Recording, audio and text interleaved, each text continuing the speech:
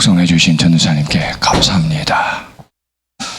오늘 하나님의 창조의 기념일이요, 성경상의 참된 주일인 제7일 안식일을 맞이해서 하나님의 성전에 믿음으로 올라와 예배드리는 믿음의 가족들과 또가 가정에서 예배드리는 성도님들께 하나님의 은혜가 충만하기를 기원합니다.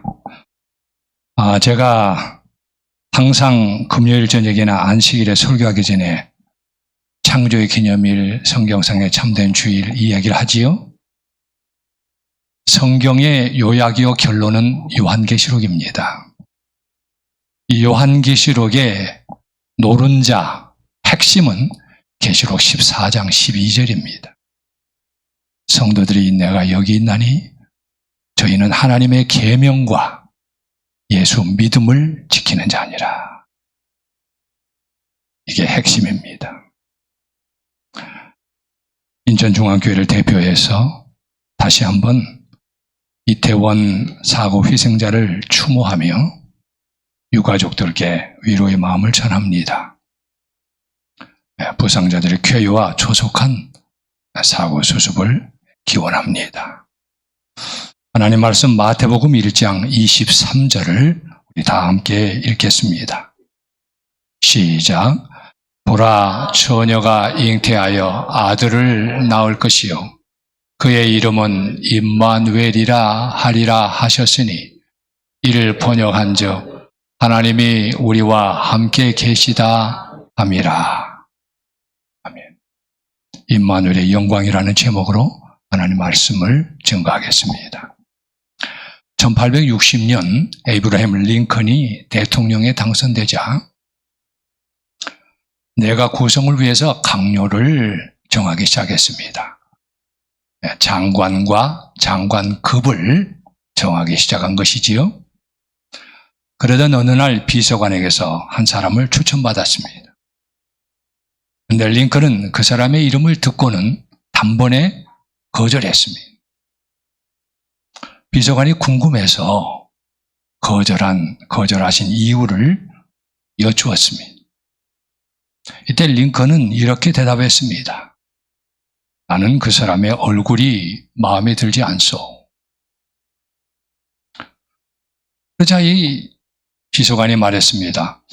하지만 그 사람은 얼굴에 책임이 없지 않습니까? 얼굴이야 부모가 만들어준 것이니 어쩔 수 없는 일 아닙니까? 그러자 링컨 대통령은 이렇게 대답했습니다. 아니요. 세상에 처음 나올 때는 부모가 만들어준 얼굴이지만은 그 다음부터는 자기가 얼굴을 만드는 것이요. 자기의 얼굴에 대해서 자기가 책임을 져야 하지요. 살면서 우울감이나 걱정이나 분노가 반복될 수도 있고 또 미소나 친절이나 감사가 반복될 수도 있습니다. 어떻게 살아가느냐에 따라서 달라지지요. 그런 삶에 대한 태도는 쌓이고 쌓여서 그 사람의 얼굴에 새겨질 수밖에 없습니다. 흔히 나이 40이 되면 자기 얼굴에 뭘 져야 된다고요? 책임을 져야 된다고 그랬지요. 지금 이 순간에도 자기의 생김새와 생활 습관과 고치기 힘든 단점, 좋은 장점을 자기가 만들어가고 있습니다. 발자크는 이렇게 말했지요. 사람의 얼굴은 하나의 풍경이다. 한 권의 책이다. 얼굴은 결코 거짓말을 하지 않는다. 잠언 27장 19절을 보면 얼굴이 물에 비치듯 사람의 마음도 다른 사람에게 비친다. 이 빌라도 로마 총독은 자기 앞에 죄수로 서 있는 예수 그리스도의 얼굴을 보고 세상에 이렇게 온유하면서 거룩한 얼굴은 내 처음이다. 이 권력을 가진 이 로마 제국의 총독이 죄수로 그 자기 앞에 서 있는 예수님의 얼굴을 보고 놀란 겁니다. 그런데 하나님의 사랑의 품성의 영광을 얼굴과 삶으로 나타내려면 어떻게 해야 할까요?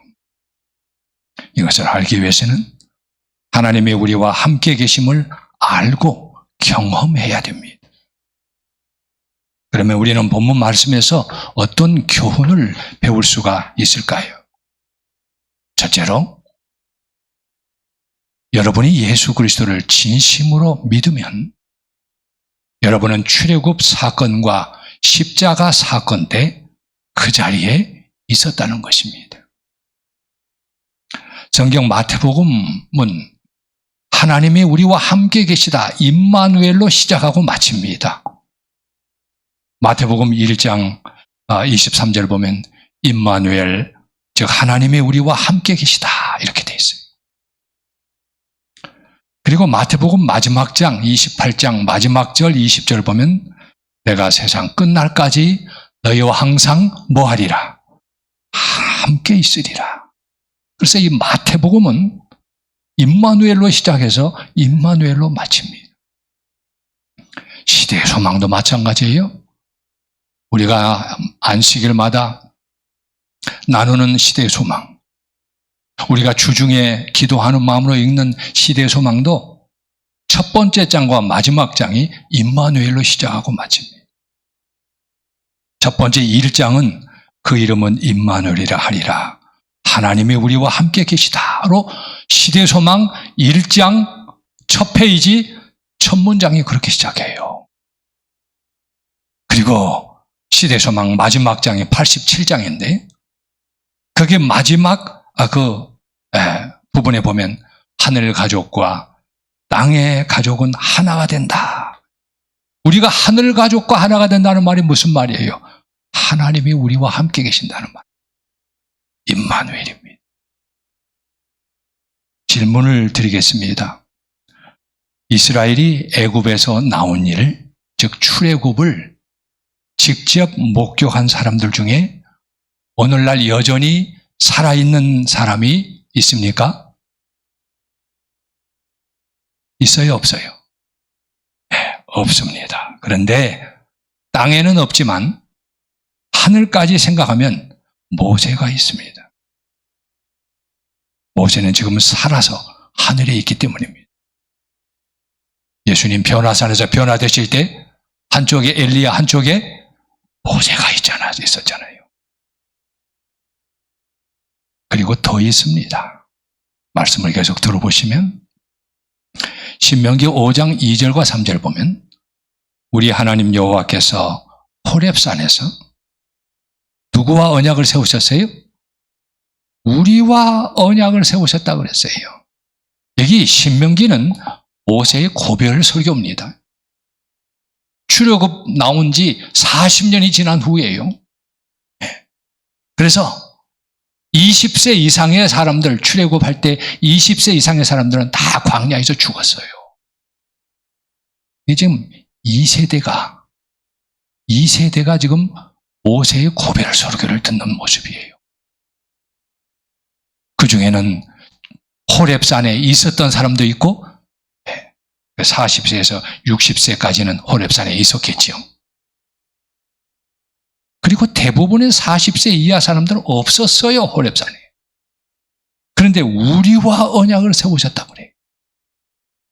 이 언약은 여호와께서 우리 조상들과 세우신 것이 아니에요. 그 다음 말씀 보면 오늘 여기 살아있는 우리, 곧 우리와 세우신 것이라 그랬어요. 여기 우리가 누굽니까? 출애굽 2세대입니다. 지금 0세부터 40세까지 모세의 설교를 듣는 사람들은 출애굽 보지도 못했어요. 호렙산에 있지도 않았어요. 그런데 우리가 라고 말합니다. 모세가 이 고별 설교를 이스라엘 백성들에게 할 때는 출애굽 1세대는 광야에서 다 죽었습니다. 1세대 중에 오직 여호수아와 갈렙만이 살아있었습니다. 이 고별 설교를 듣는 청중은 거의 모두가 출애굽 2세대였습니다.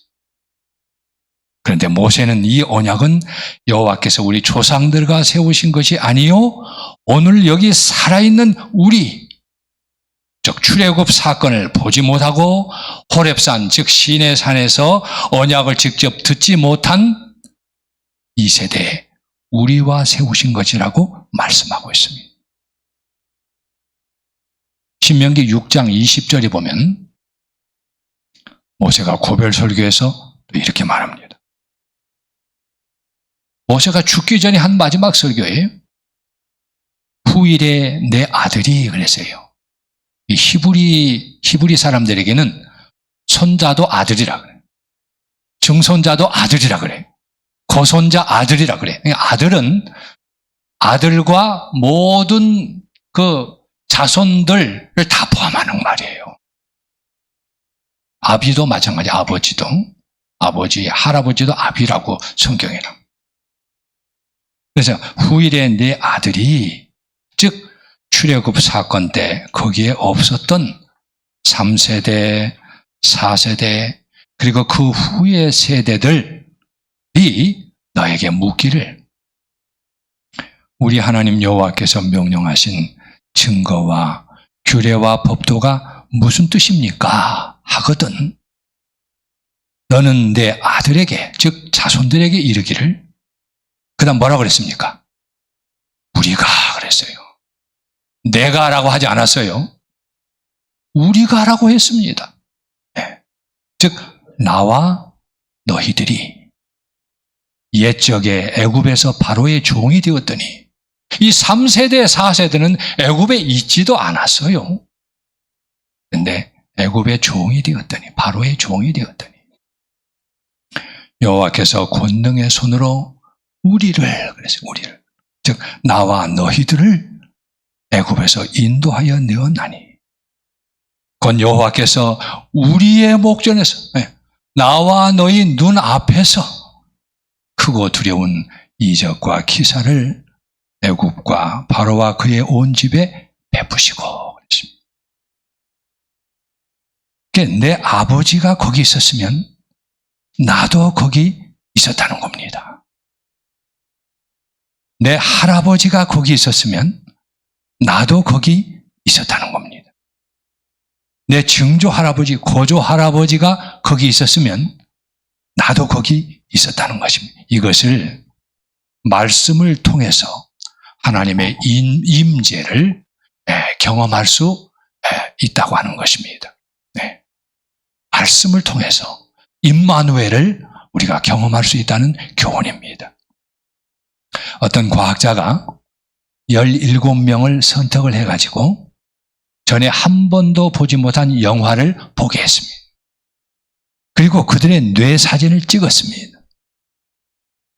그런 다음에 다른 17명을 선택해서 이번에는 영화를 보게 하지 않고 이미 영화를 본 17명이 자기들이 본 이 기억을 말로 이들에게 말하게 했습니다.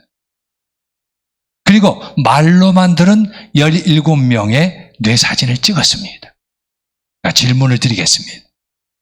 이 두 그룹의 뇌사진이 달랐을까요?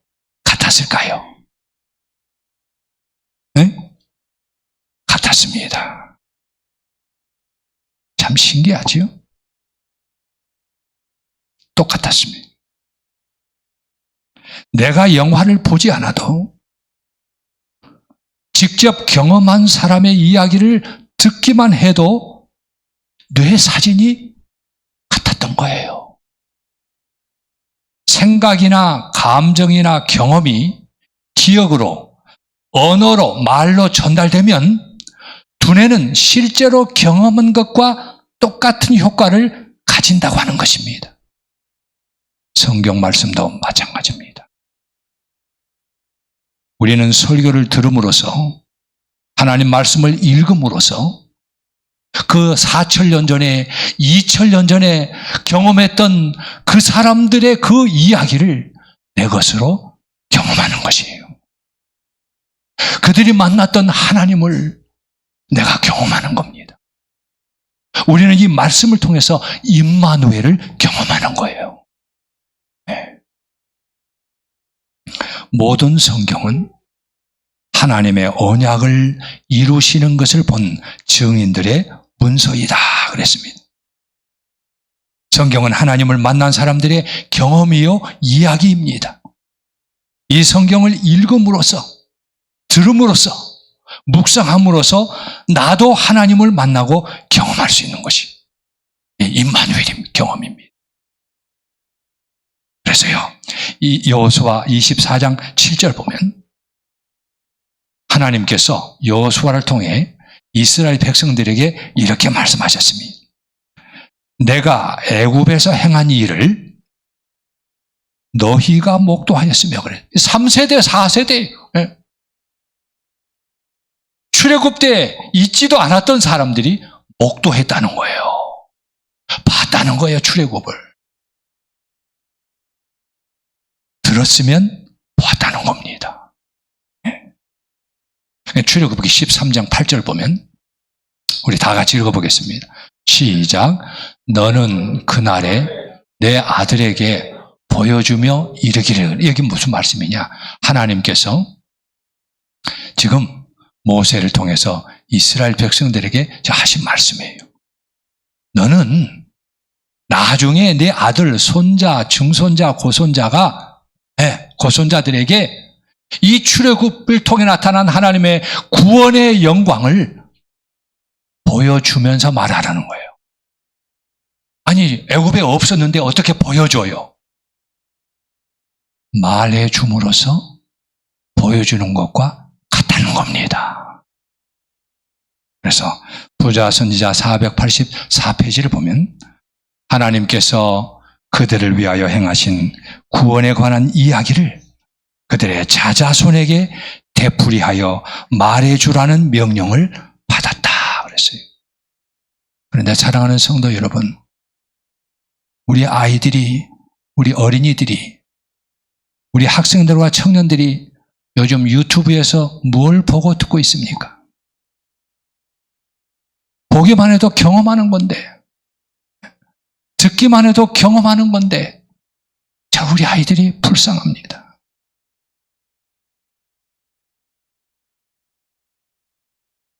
우리 어린이들, 학생들, 청년들이 부모님을 통해서, 할머니, 할아버지를 통해서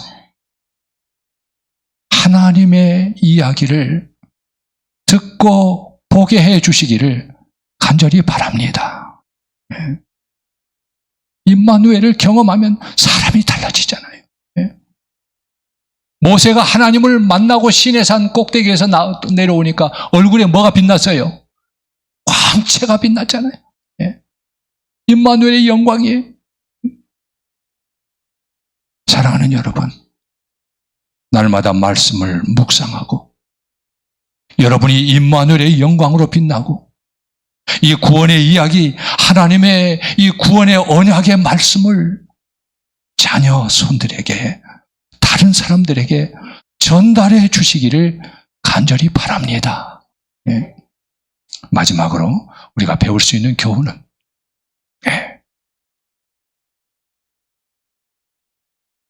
말씀으로 하나님과 함께 있음을 경험함으로써, 임마누엘을 경험함으로써 하나님의 사랑의 품성의 영광을 교회와 세상에 나타내도록 하나님께서 우리를 부르신다는, 초청하신다는 교훈입니다. 예수님께서는 당신을 십자가에 못 박아 죽이는 사람들을 위해서 이렇게 기도하셨습니다. 아버지, 저들을 사하여 주옵소서. 자기들이 하는 것을 알지 못함이니이다.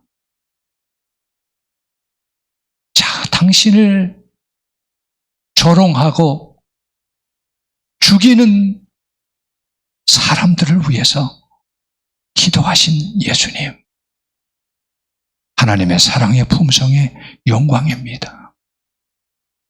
이 예수님과의 연대 가운데 그분의 사랑의 품성의 영광을 바라봄으로 우리는 그분과 같이 변화됩니다.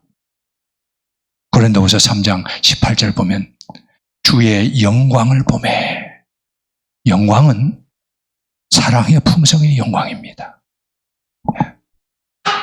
그와 같은 형상으로, 사랑의 품성의 형상으로, 예수님의 사랑의 품성의 형상으로 변화되었습니다. 영광에서 영광에 이르니, 즉 사랑의 품성의 영광에서 더욱 닮은 사랑의 품성의 영광으로 변화되니 그 주의 영으로 말미암았느니라.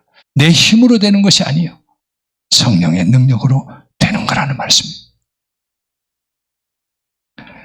이야기를 듣고 의사 전달이 잘 되면 말한 사람과 듣는 사람의 두뇌가 같아집니다.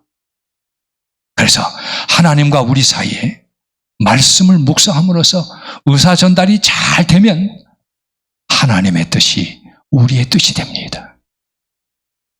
그리고 하나님을 닮아갑니다. 이것을 물리적 동조화가 신경정신적 동조화가 되었다. 이렇게 이제 좀 어려운 말로는 표현을 이제 합니다. 마지막 때 세상 사람들이, 세상 나라들이 흥분과 혼란 속에 있을 때, 죄악과 폭력 속에 있을 때, 불안해할 때 다음의 예언이 성취될 것입니다. 우리 다 같이 읽어보겠습니다. 시작. 이 일 후에 다른 천사가 하늘에서 내려오는 것을 보니 큰 권세를 가졌는데 그의 영광으로 땅이 환하여지더라. 계시록 17장, 이 로마 천주 교회의 중세 암흑 시대가 끝나고 나서 2일 후에 마지막 때 18장 1절에 보면 다른 천사가 하늘에서 내려왔다고 그랬어요. 어떤 특별한 무리가 하늘의 복음, 하늘의 진리를 믿음으로 받아들이고 그들이 이 하늘의 진리로 변화되었는데 큰 권세를 가졌는데 그의 영광, 하나님의 영광으로 땅이 환해지더라.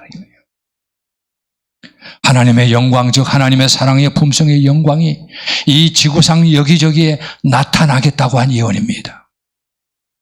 하나님의 사랑의 품성의 영광이 설교로 또 사석에서의 이 증거로 뿐만 아니라 품성과 삶으로 하나님의 거룩한 성도들에 의해서 나타나게 될 것이라는 예언입니다. 이런 일이 있었습니다. 네덜란드에서 마르틴 루터의 오직 성경으로, 오직 믿음으로, 오직 은혜로, 오직 그리스도로 이 가르침이 많은 사람들에 의해서 받아들여졌습니다. 그래서 거기서 열심히 있고 충성된 사람들이 복음을 선포하기 위해서 이제 일어났습니다. 근데 그 중에 재침례파라는 그리스도인들이 있었습니다. 그들은 유아 세례를 반대하고 인격적으로 그리스도를 받아들인 다음에 다시 침례를 받는 사람들이었습니다. 그런데 그들은 재침례를 받았다는 이유만으로 참형을 받았습니다. 참형은 목배임을 받아 죽임을 당하는 것이지요. 그 당시에 로마 가톨릭 교회, 그 당시에 개신교회가 재침례파 이 그리스도인들, 아무것도 모르는 어렸을 때 유아 세례는 성경적이 아니다. 인격적으로 내가 알고 예수 그리스도를 개인의 구주로 영접하는 것이 참된 침례다 하고 침례를 받는데 그들을 죽인 거예요. 루터파는 그런데요, 한 가지 이런 일이 있었습니다. 한 번은 재침례파 그리스도인을 죽이려고 죽여갔던 사람이 얼음물에 빠져버렸어요. 그러자 그 재침례파 그리스도인이 도망가다가 자기가 이 얼음물에 빠진 사람을 살려주면 자기가 그 사람에 의해서 죽임을 당할 것을 알면서도 그를 얼음물에서 구출해 주었습니다. 루터파는 로마서를 귀중하게 여겼지만, 믿기만 하면 구원받는다, 로마서를 귀중하게 여겼지만, 이 재침례파 그리스도인들은 로마서와 함께 산상보훈도 귀중하게 여겼습니다. 그들은 산상보훈에서 하신 말씀을 귀중히 여겼습니다. 마태복음 5장 44절, 내 원수를 사랑하며 너희를 박해하는 자를 위하여 기도하라. 그들은 예수님의 말씀을 계속 묵상하면서 예수님처럼 변화되고자 열망했습니다. 이 대쟁투 238쪽에 기록된 이 재침례파에 대해서 읽으면서 제가 생각하게 됐어요. 예수님 말고도 평범한 사람들에 의해서 원수도 사랑하는 일이 이루어지는구나. 자기를 돌로 쳐 죽이는 사람들을 위해 기도했던 스데반 집사 말고도 원수도 사랑하는 일이 평범한 성도들에 의해서 가능하고 이루어지는구나.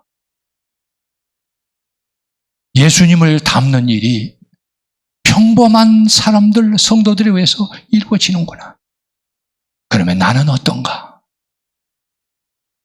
리뷰 앤드 헤럴드 1891년, 오늘 마지막 인용 구절인데요.